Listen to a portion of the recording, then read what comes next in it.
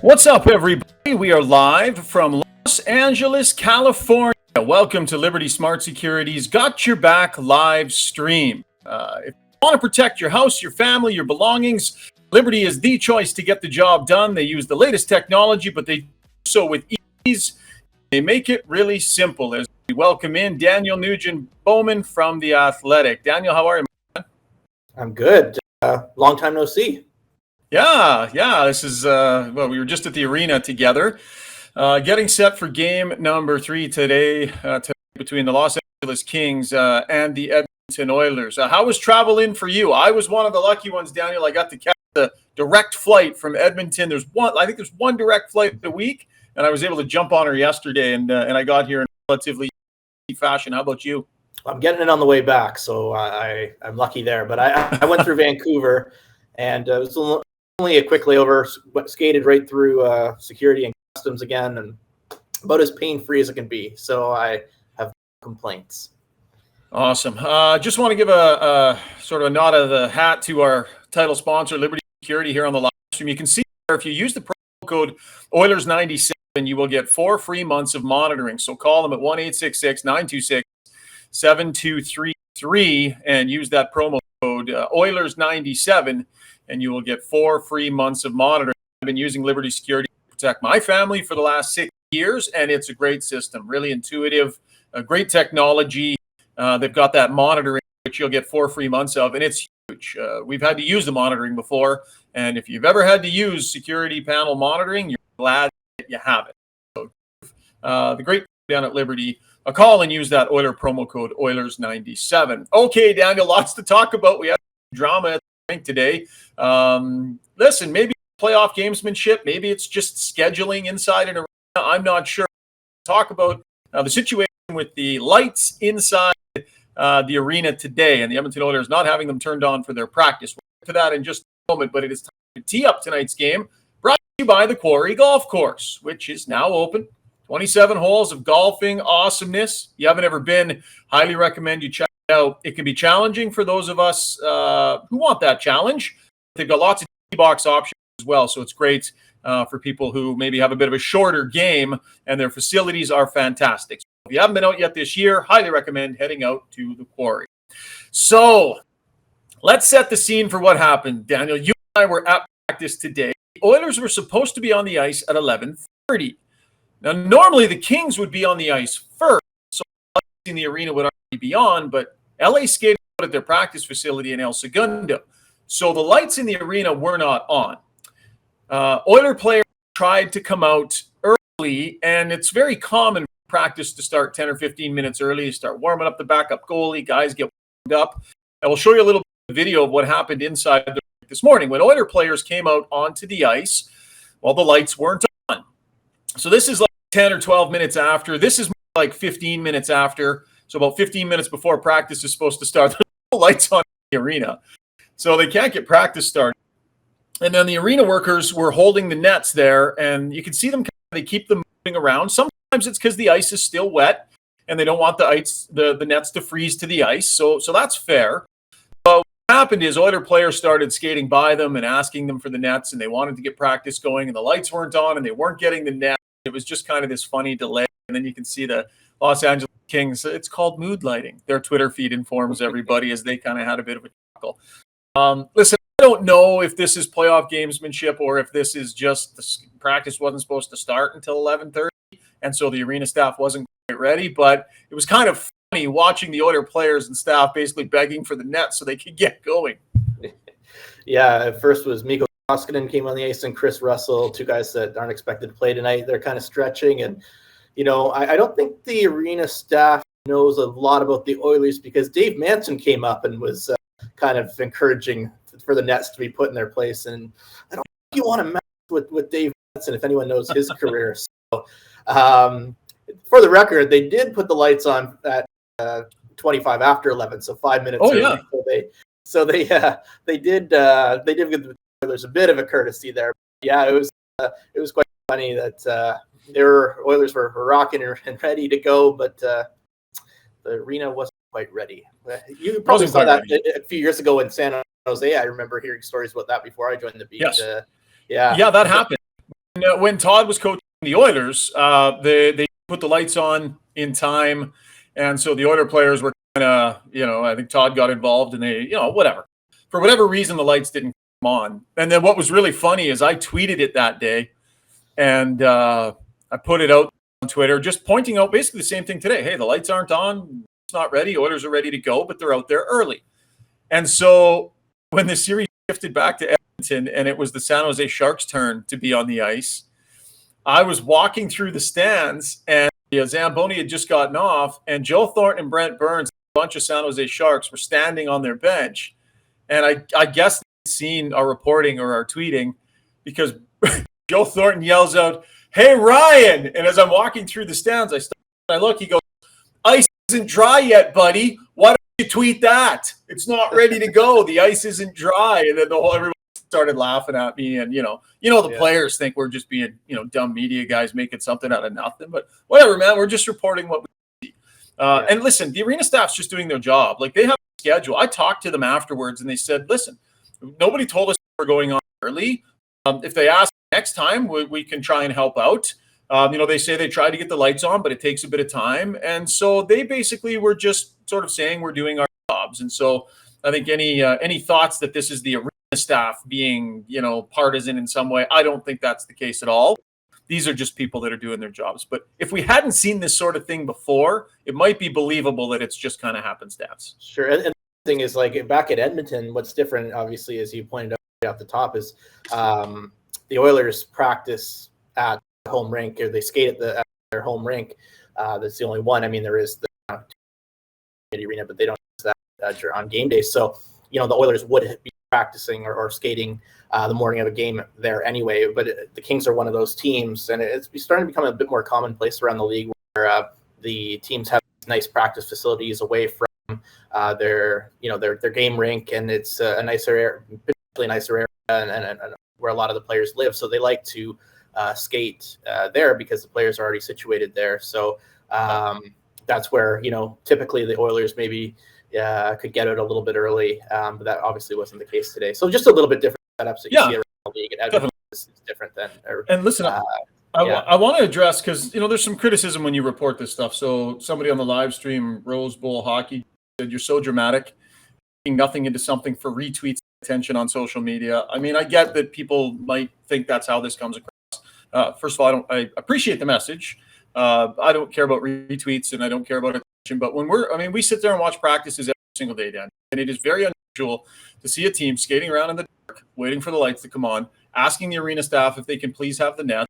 The arena staff, is not able to give them to them, and it goes on for like 10 or 15 minutes. I'm sorry, we're reporters. We report what we see in front of us. That's unusual, so we reported it. Happened to get a bit of attention because it's the playoffs, and it is what it is. I think we need to be fair to the arena staff and say, I don't think that this is them trying to do anything wrong, but it happened, and so we report it. Again, thanks for your opinion, and thanks for tuning in to the live stream. Let's move beyond that. Actually, no, you know what? We'll hear from Ryan Nugent-Hopkins as we go to our Average Joe's sound box. Average Joe's on Baseball Road in Sherwood Park, next to Home Depot. It's notable for the players. It's interesting, kind of funny. Here's Nugent-Hopkins on what happened. Yeah, they definitely had us right on 11:30 until they put the lights on for us, but all good. We were just going for a couple laps before getting the pucks out. Kind of playoff gamesmanship, I suppose, hey, a little bit? Yeah, I mean, I don't know if it's the rules or what it is, but definitely we had to wait, which is fine. That's usually when we start anyways. Yeah, there are schedules for when ice time starts. Ice time is at 11:30. If teams want to get on early, normally it's doable because the lights are already on. Wasn't the case there today. Okay, let's move on. Let's talk about the game tonight. Lineup-wise, I think we're going to see the same lineup from the Edmonton Oilers, Daniel, and not surprising because they were pretty effective in that game. And the Los Angeles Kings, word out of El Segundo, no Victor Arvidsson again. This is a really good player that they're without for a third consecutive game. This is a 20-goal scorer that could be a difference maker for them, and it stings them to have this guy. Yeah, for sure. I mean, and you look at kind of their depth issues. I mean, the top two lines on the Kings are trying to get the Oilers' top two lines head up.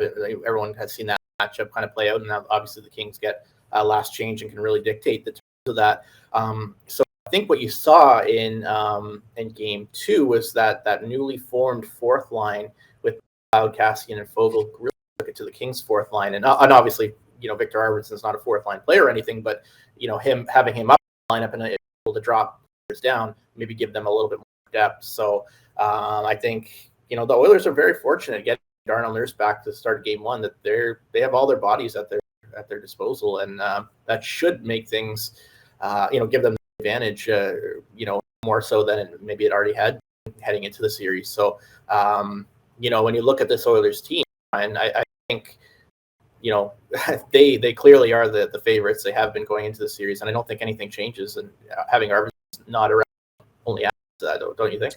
Oh, for sure. I mean, think about this. So no Drew Doughty and no Victor Arvidsson. I mean, pull those two caliber players out of the Oiler lineup, and let's just say, I don't know, Duncan Keith and Zach Hyman say, that's going to bang up any team, and it's going to hurt their chances. But the Kings have showed some good signs in this series, and now what they get is home ice advantage. And in a series where we've been talking so much about the center iceman and the match down the middle, what we saw in the first couple of games was mainly McDavid versus Kopitar. I think the Kings are going to want Danault versus Connor McDavid, and they're going to have that opportunity to do that here in games 3 and 4. So I'll give you an example. In game number 2, Danault played 307 against Connor McDavid at 5-on-5. Played 934 against the Leon Draisaitl line at 5-on-5. And I think that dynamic shift tonight, we will see more McDavid on Danault, assuming that Jay Woodcroft doesn't go out of his way to get him out of that matchup. And I get the feeling, Daniel, that he is not going to do that. He doesn't want the other bench to dictate when 97 is or is not on the ice.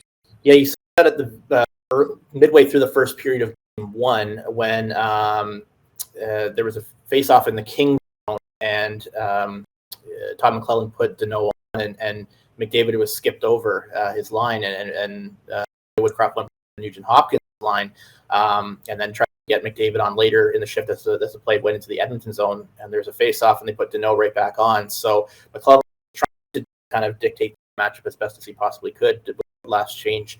But Connor McDavid and Leon Draisaitl are supposed to be, I mean, they are two of the best offensive players in the league. So they're used to facing tough matchups on a nightly basis. I would say Kopitar has won the Selke Trophy. Danault has a history of shutting down guys in the playoffs. Very good playoff performer, great centerman. So these two guys are kind of ahead of the curve based on some matchups that they typically face. But McDavid and Draisaitl should be able to find ways to get around those guys. I mean, I'm not talking about trying to score 3 points at even strength every game, but they should be able to either drive play or chip in offensively because of the caliber of players that they are. So I believe you're correct there, Ryan.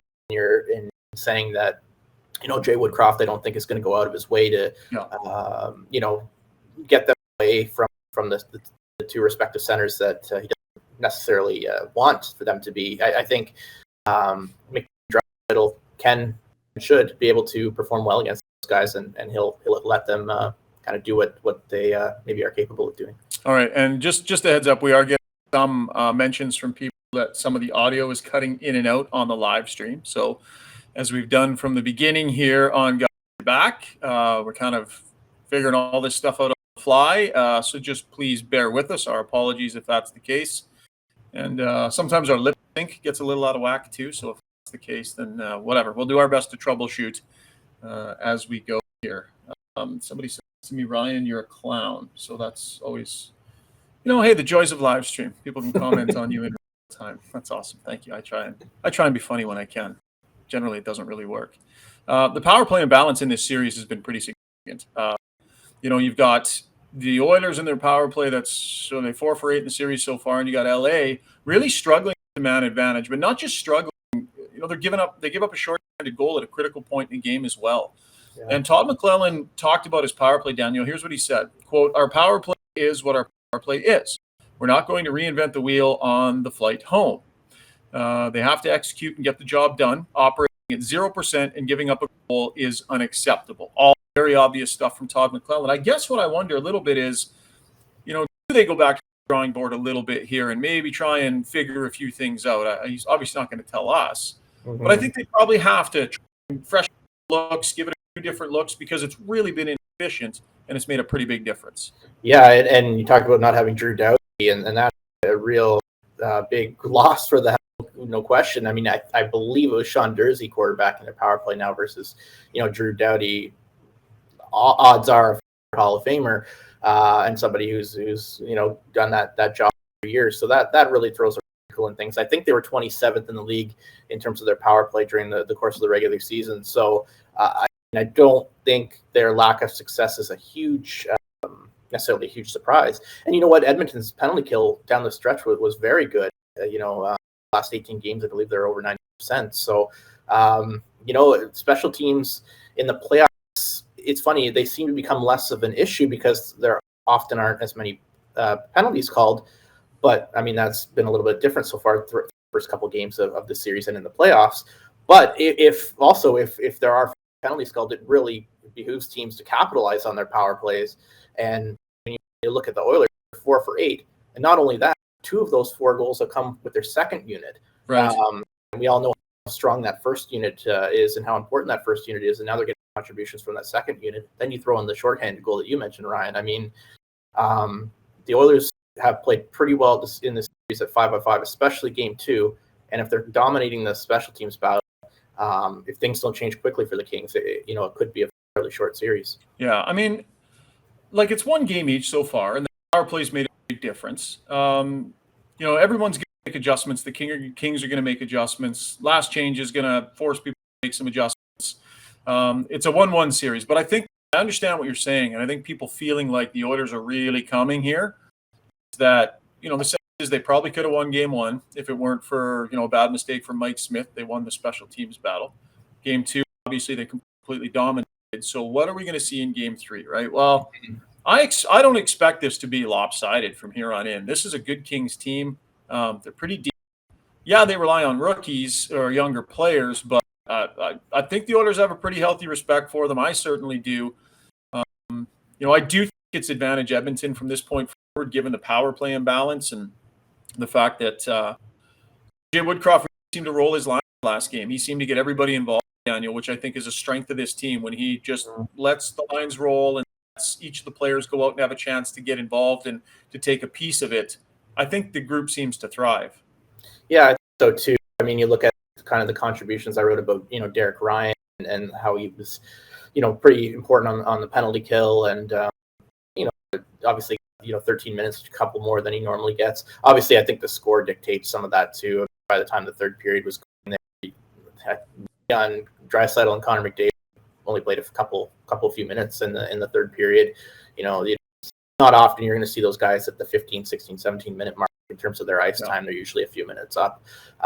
So I think, the score obviously dictated that. But you're right. I mean, the more you can get different guys going, and if they can really get that third line going now that has Josh Archibald with Derek Ryan and Ryan Nugent-Hopkins, I think that would really, really help. But to me, that the fourth line kind of really set the tone in terms of physicality, but really dominating the Kings' fourth line. And I think you're going to see Rasmus Kupari, I believe, come in for Quinn Byfield tonight.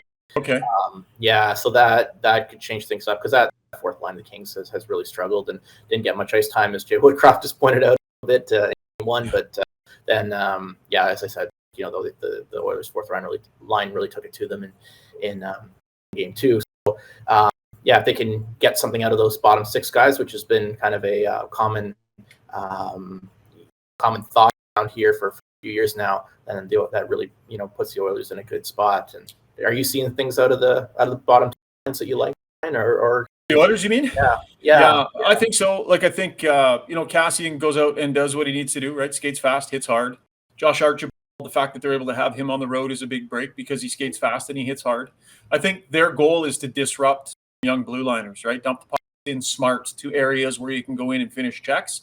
And I thought they did a good job of that. So, I do. And I think the matchup against the Kings' third and fourth lines is good for them. And, they're skating well and they're hitting hard. And I think in the playoffs, that's what these bottom lines need to do. Another thought on Byfield, too. He was the player on the wall.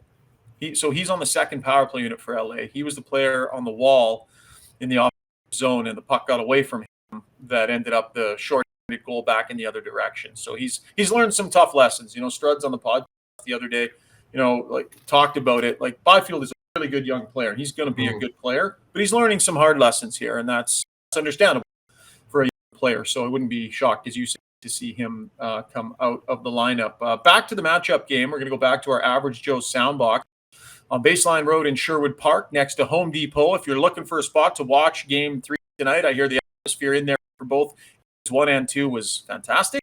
So think about Average Joe's on Baseline Road in Sherwood Park. Here's Jay Woodcroft on not letting the other team dictate when he puts specific players on the ice.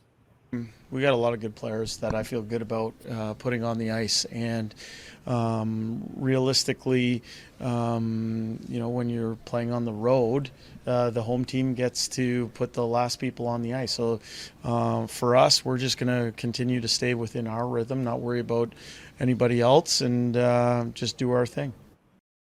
All right, Jay Woodcroft. I do believe him. Like, I think it sends a message. So let's throw Connor McDavid on the ice, and they throw Daniel on the ice. And what's your message to McDavid? Change the first chance you get? You're not doing that with Connor McDavid. You're not sending that message. You let that player power through those matches all day long. Now, if you want to be a bit strategic about who goes when based on who is just out for them, and maybe you go this line instead of this line and some adjusting here and there, I think that's fine. But what you absolutely don't do is pull Connor McDavid off the ice in a situation because Danault's out there, and you shorten his shifts up because now you're letting them dictate. I would be surprised a little bit if we saw that tonight, Daniel. I completely agree with your line of thinking. At the very, very least, you give them a good run, like 2 periods, and if it's really not working or something, then maybe you have to switch things up. But like we talked about earlier, I think McDavid and Draisaitl are the types of guys that, given their success in the league through the course of their careers, or especially the last 2 or 3 years, they should be able to power through that stuff. And you don't want be shortening Connor McDavid's shifts to 20 seconds and say, get off to put somebody else on. That's not what you want.